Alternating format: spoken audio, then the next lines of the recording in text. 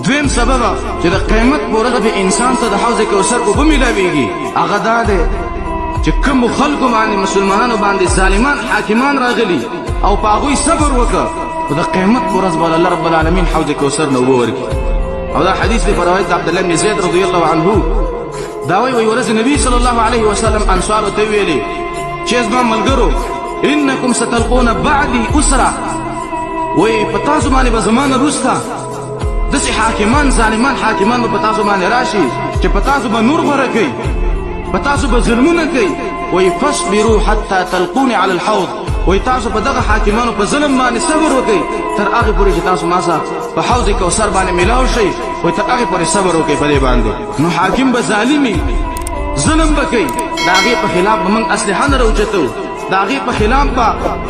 تبلیغات نه کوو ظالم چې ظلم کوي په هغې به ته صبر کوي موږ به صبر کوو الله به پرې اجر راکوي